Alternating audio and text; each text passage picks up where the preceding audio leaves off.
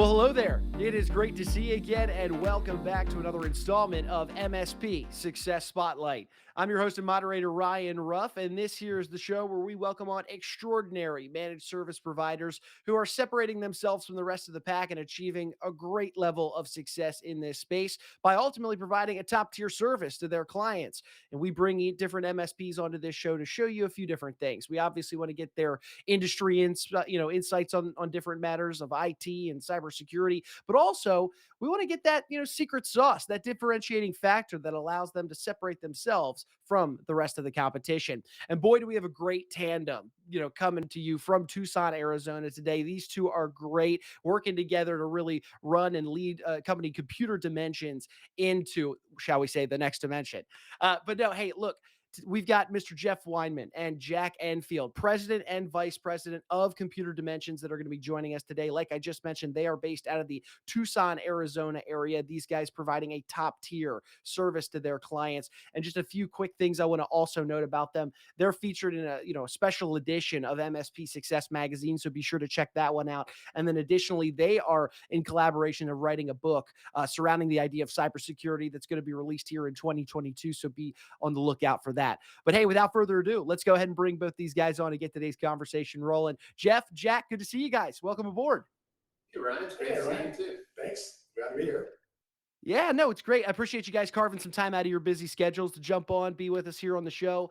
Hey, let's start with kind of high-level overview. We like to always kind of get into the why, really, and how different MSPs have arrived in this space, because everybody's got a different path, right? Jeff, I understand you had really started Computer Dimensions, being the president. Talk to me about what your path looked like into the IT business, and then, of course, starting Computer Dimensions. Yeah, that's correct. I started the company. That actually story goes way back to my childhood, I'd say teenage years. I was kind of a lost soul. I just wanted to have fun, enjoy my youth, had no direction, had no idea really what I wanted to do. That kind of upset my parents. I was fortunate enough to have good parents, but they got on the tip of, you're not going to amount to anything. You're not going to do anything. We're going to be disappointed. And that was driven into me a lot. And I tell you what, that was huge incentive for me to say, I'm going to prove everybody wrong. I am going to be successful with whatever it is. And I didn't know what that was going to be. But it gave me that driver to say, I'm going to do something special, which is what Computer Dimensions is. I got my start. My father's an entrepreneur. He had his own business, a manufacturing facility. Entrepreneurship actually is in our family tradition, it's in our blood. So I have some of that as well. So he put me to work in his shop, manufacturing facility, and I got exposure to a wide variety of departments and job roles and functions, but still, I was lost. And I had a father who was a very stern businessman. He was hard to work for, very difficult. But one of the areas he put me in as I got a little older was in the computers, and that was a game changer. I really wasn't on and into computers prior to that. I like games, and back then, way back, there was Ataris in the early stages, Nintendo. Really enjoyed those things, but hands-on computers, non-existent. But when he put me in front of those computers, it was my calling. I completely just related to the computers. I was able to understand them, repair them, fix them very easily. It came naturally to me, and I enjoyed it immensely. That ultimately is what started the drive to what became our business. As time went on, and I got older, I stayed with the computers. I saw what one of the key drivers for me was the impact that the computers were able to have on the business, on his business. This is in the 80s, and personal computer type of systems were not ubiquitous in businesses back then. Networks weren't really ubiquitous, where computers were talking to one another. The internet was just barely starting to come to be, wasn't used commercially at the time. But you take a fundamental computer and put it in a manufacturing place where there's just ripe for automation and things you can do with the computers. I saw the impact that it had on my father's business, and I was part of that. And I knew that's what I wanted to do. And ultimately that led to Computer Dimensions and our drive to help businesses out, starting in the 90s all the way up through today. Oh, no, I love that. It's always interesting to hear everybody's, unique trajectory that led them to, the successful entity that they eventually build. And so my next inevitable question, of course, guys, is Jack, where did you, really begin that partnership with Jeff and come into the picture and really take, Computer Dimensions to the next level? I'll say, Ryan, biggest mistake I ever made. Bringing this guy down, I tell you. actually, Ryan, as he's talking about his father, my previous position, my organization I worked for, it was in technology. We sold equipment. We actually had I should say, misfortune to go out and actually sell to his father and his business, and we joked about it that it was the fastest sales call that ever took place in that organization. So his father was one tough nut. But, shut him down quick. So. That was rough. But now, as you can tell, Jeff and I, we were friends long before we were business partners. We met back, we were both Arizona Wildcats. We went to college together, and on top of being Wildcats, we were actually athletes at the school. So I was on the tennis team. Jeff had played basketball in college. And so, we met each other our last year in college. It was nice being both athletes. There's a certain stereotype that goes with IT people, that they're not the most extroverted people. And so two athletes finding themselves in that field, we clicked right away. We met and became fast friends. And we fast forward about, I went my way into enterprise organization for about 15 years while Jeff built up Computer Dimensions. We stayed friends the entire time. And Jeff, one night, we took the wives out to dinner. We were talking, and he brought up the subject of, what do you think about coming and partnering up with me at Computer Dimensions? And his thought process was, having worked for a Fortune 100 company for all these years, there was quite a bit of probably enterprise policies and just big business thoughts that I could bring to the table that help scale his business. But immediately, I had some trepidation about joining him. I told him, Jeff, I don't know that I have the same fire for entrepreneurship than you do. After 15 years of establishing myself in a corporation and pretty comfortable, a little worried about that. And he said something that stuck with me, Ryan. He said, entrepreneurship, it's not really for me about having fire in your belly and going out there and conquering the world. It's about servicing the needs of other people. And, that resonated with me. He said, well, maybe I could go on a sales call with you, Ryan. Or, I'm sorry, I could go to a sales call with Jeff. Ryan too. Yeah, right. And he said, sure. He said, come on out. Why don't you come with me? And so I went on a call. And again, for the organization I was with in technology, we've done countless myriads of sales calls. Usually it looked a little like presenting our technology, our services, our products to the company that we're dealing with, and was a good fit or not. This is very different. I think Jeff spoke for maybe about 7 or 8 minutes of an hour meeting. He asked about their business, what they did, and it was uncomfortable for me, quite honestly, just because all we did was listen to them. And when we left, I brought up Jeff and said, hey, what about finding out who services them right now and some other the technical questions that I'd like to gather. And he said, we can call up and get that information. It wasn't that fascinating. And learning about that and what they do, and I realized Jeff was sincerely much more interested in learning about their business than he was about getting their business. And that's pretty much when it clicked with me. I said, you know what? I want that authenticity, and we ended up shaking hands and joining up, and we haven't looked back since. Guys, I love that. I mean, and we're going to get into that deep sense of depth of detail and that customer, service experience that you guys provide in just a moment. But I love that that's what hooked you, Jack. I mean, I love that connection and two friends finding their way back together to take a company into its next stage. And so given that next stage, guys, with Computer Dimensions, I think it'd be helpful for any of our audience here to now, if you could kind of walk us through a brief description, if you will, of, the types of services that you offer and really what it is that you guys do at Computer Dimensions. Yeah, Ryan. I mean, most people think of an MSP or an IT company as computers, and that's what it was in the beginning. It's fix my computer, set up a new computer, and that's the core of it. But there's a lot more to it. Our company and what our drive is, and Jack described some of that in the early sales meetings that we had, it's really about the businesses that we're working with, our partners. So our goal is, with the computers, with the internet, with the technology and the software, is to build a platform for our partners to actually work well. We need a reliable, secure, available platform for them to do what they do best, for them to achieve whatever their objectives are. That's the baseline of what we do. And there's a lot that goes into just building that baseline of a network and of software and connected systems. But ultimately, once we have that in place, our goal is to leverage that technology to help our businesses improve. And how do we do that? And it goes back to when we kind of came up with our company name. We wanted something that was representative of who we are and what we can do. And ultimately, we decided on the word dimensions, computer dimensions. So computers, as I mentioned early on, was what we were involved with. But the word dimensions brought so much more dynamic and broad depth to what we do. And that name speaks to the depth of computer dimensions. So when you say what we do, it's a lot more than just computers. I'm sure, Jack, you want to add to some of that as well. Yeah, Ryan, we get that a lot. I mean, we're pretty passionate, and trying to give one or two sentences to what we do is always difficult. We want to speak for about an hour about what it is we do, but the most effective way I've always put it is we're an IT department. We are an IT department for the businesses we work with, and that goes a little bit beyond what a lot of people think about when they think of IT support companies. A traditional IT support company, they're reactive. They come in and they put out fires as they come. They put in some baseline level of tools and security, and again, as requests come in, they queue them up and they resolve those. But an IT department looks at it from the business side, from the business they're dealing with, from the outside, from the inside looking out. They also look at it from more of a long-term relationship standpoint. So an IT department comes in there and they're looking at they're intimate with the business objectives of the company.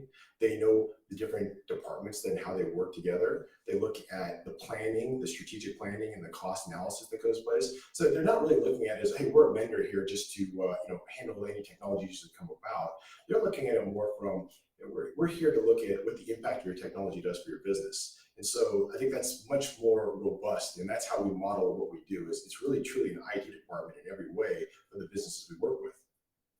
Yeah, no, I love the incorporation of the idea of dimensions into your name to kind of really emphasize that level of detail that you bring to the table. So would you say then that that depth and detail that you guys go into is something that maybe differentiates yourselves from, maybe the other MSPs that exist, not only just within your own, competitive market, maybe in the Tucson, Arizona area, but across the country, across the world even?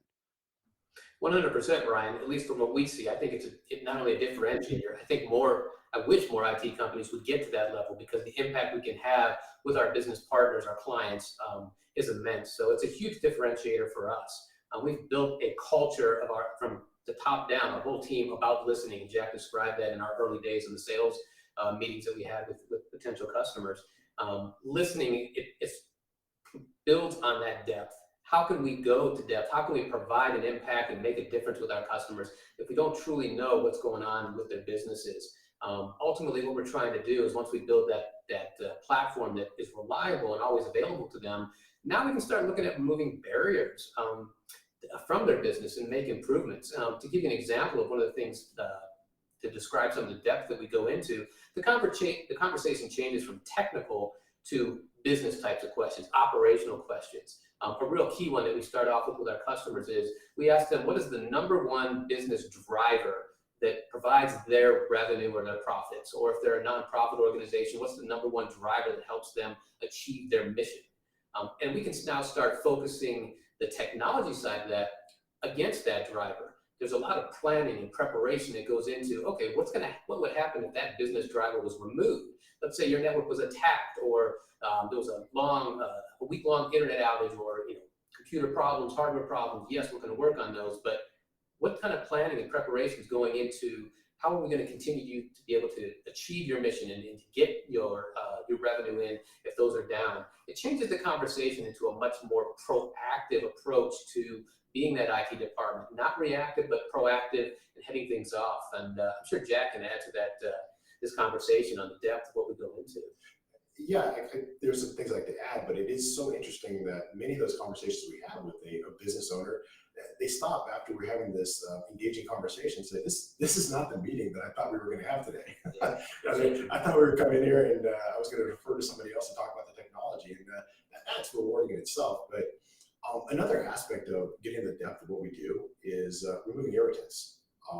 We take that very seriously. We have a huddle with our team every day to talk about how do we do just that. Almost everybody we speak to talks in early engagement, talks about the frustrations that they have in dealing with technology, often tied to communication. Maybe you call somebody up, for example, and you have to explain it depending on who you're dealing with many times. Maybe there's some finger pointing as to what they do, what they don't do, and there's confusion. Well, again, these are barriers of technology that keep you from getting from that depth. We work very hard in that early stage to remove all those. And once we do remove those irritants, then we start having the more impactful questions. People start coming to and asking us about what we can do what about this process? Am I doing this the right way? Is there maybe a more effective way of doing it? And we dig into that, and that's where we get to actually improve the business and start working on those business strategies for success, which is so much more meaningful. No, way more. Yeah. Yeah, guys, I love that next level approach that you bring. I mean, sure, you help in, in not necessarily being reactionary to IT issues or things that pop up for your clients, but you work with them on that operational level. And Jeff, I love the example that you provide. And as well, Jack, you had kind of spoke to that as well earlier, that idea and that power and importance of just listening. Of listening sometimes when you're going into these, especially with a fresh client, and you're being that sponge and absorbing their day to day, what those main drivers of revenue are. I mean, boy, is that beneficial information. And I would imagine it's probably pretty refreshing for a client to sit there across the table and have that deeper level conversation with you guys, rather than, hey, I got a fire over here, can you help me put it out? That's a much better conversation to have. We um have that, yeah. Sure, sure. Well, guys, I mean, hey, given your unique background, I mean, really that depth and that level of detail that you go to with these business owners that you're working with, I would imagine, given your experience across nonprofit sector, private sector, working with people of all ways, shapes, and forms, do you have any advice, maybe general advice, that you could share for any of our audience out there, for business owners, when it comes to this idea of IT, cybersecurity, just any top of the level, top of the mind stuff, that you could share with our audience today? Yeah, we do, Ryan. But do you mind if I just throw one thing in there? I'd love to give our audience kind of an example of some of that depth we go to. I know we talk about it, but there are real world examples out there that we get into, and I've got quite a few that come to mind. But I Yeah, think that's, please get in there. do you have one you want to share? Yeah, actually, there's so many of them. One comes to mind that Sure. it'd be great to share because it really is rewarding for us. This is what drives us and why we're passionate about this, because of the impact we can have. I'll give a quick example. We were working with a manufacturing company. They were fairly small, new customer. They came to us with a question: can you help us get into QuickBooks? We need to change our accounting software, and the way we do it now is just a mess. And they just want to get into QuickBooks. We came in there and had the conversations with them to start planning out, okay, let's talk about QuickBooks, how we're going to set it up, how you're going to use it. And we got into the how you're going to use it. What type of information is going to go into QuickBooks? That being a manufacturing company, I was curious, are you talking about putting inventory in there? Are you talking about tracking work in process? What we discovered in asking a lot of questions is that they had a lot of problems in their operations, especially on the manufacturing side. They were having a lot of wasteful material. They were building jobs that came back and had to be redone. The culture and on the shop floor there was kind of down because of that. They just didn't have a grasp on it. So we would ask and then listen basically for these barriers and these things that we have decided that we can come up with a solution for. So it started out as just, hey, can you get us into QuickBooks? Turned into a full software development project. And that speaks to the depth again of what we can provide. Is we actually will build custom software tailored to the company's needs. And why this example comes to mind is when we were all said and done, we came back and talked to the company about how well the software is working, and we had no idea the impact that it had. Within 1 year of doing the software, they came back and said, "You guys have saved us $100,000 a year." We were hiring 2 people to help on the manufacturing floor to help resolve some of the problems they were having. They did not need to hire those people.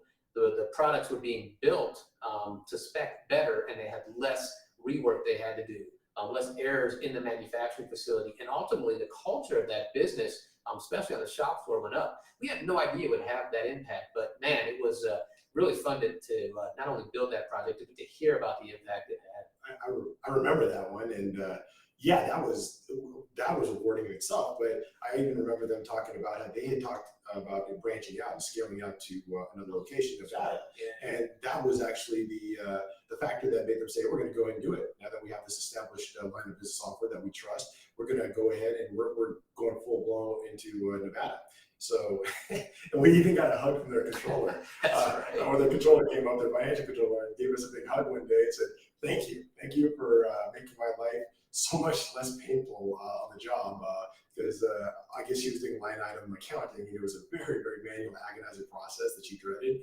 And now that it was streamlined and automated, it just improved her quality of life as well, which again was a very nice bonus for us to get. So Yeah, guys. Yeah, that's a fantastic example. I mean, you're streamlining efficiencies, you're helping save money, and ultimately helping what sounds like grow the company to another, to another location. I mean, that's fantastic work, guys. That it just speaks to that depth, that level of detail that you go to in working with your clients, and I think that really is that differentiating factor. I mean, that's a big part of what we do here on the show. We love to hear those differentiating factors, the secret sauce, if you will, that allows different MSPs to achieve the level of success. And clearly, you guys are doing great work for you and your clients. But I'd love to jump back into that idea of advice. We always like our audience to take a piece of advice away from our ends, hear your industry insights and whatnot. Guys, do you have any advice for maybe business owners out there when it comes to the types of services that you offer in this IT cybersecurity world?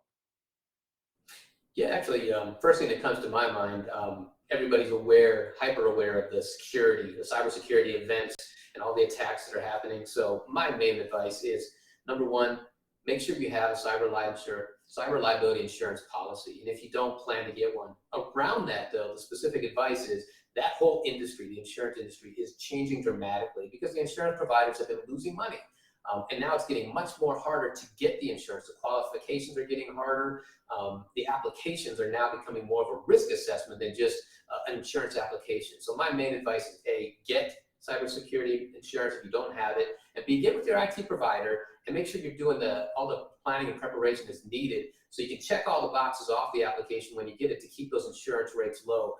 I've seen and we've seen year after year, the insurance rates are doubling or tripling. Clients are coming back to us. The applications are much more stringent. So be prepared, be planned for that because having that insurance and having that coverage is a lifesaver. It's a matter of time before everybody's going to be impacted by a cybersecurity incident.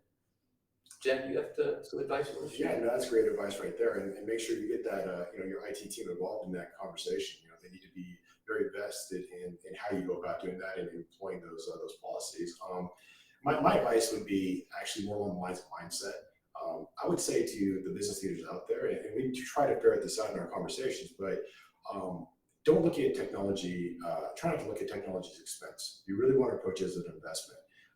Just going back a few years, I think that technology was seen as a line item expense, computers, software, licensing, somewhat of a necessary evil and operational cost that you had to incur. Those times are changing. Right now, the stronger businesses, especially coming out of everything we've gone through, they're looking at it as an investment. What they're doing is they're leveraging their technology to improve. How can you make this a differentiator in our industry? So I think that mindset changing of really getting involved in trying to leverage your technology as to how it can improve the business, how it can be a driver for success. I think that's critical to business leaders today. That's just to tag on that a little bit more. It's a mindset shift for the businesses, but when they make that shift to the investment, because IT is now a critical part of their business, it's a business unit. When they make that change, that culture change, it opens up the doors for having so much more of an impact from the technology. So that's a good point, Jack. Thanks for. Yeah, no, guys, I appreciate those nuggets of advice. I mean, it's always good to leave our audience with something that they can take away and maybe even implement into their world immediately after, spending some time with us here on the show. But guys, if there's one big takeaway that I've had from just sitting down and chatting with you today about computer dimensions, it's this idea of a real depth of service that you provide, and really this idea that each client, seems to really be getting their own catered, customized solution based on the real needs of that their business or nonprofit faces. And boy, is that impactful. I mean, the examples that you shared are fantastic and make you smile, because I can see it in you guys. You're leaving a true impact on those that you get the chance to, an opportunity to work with.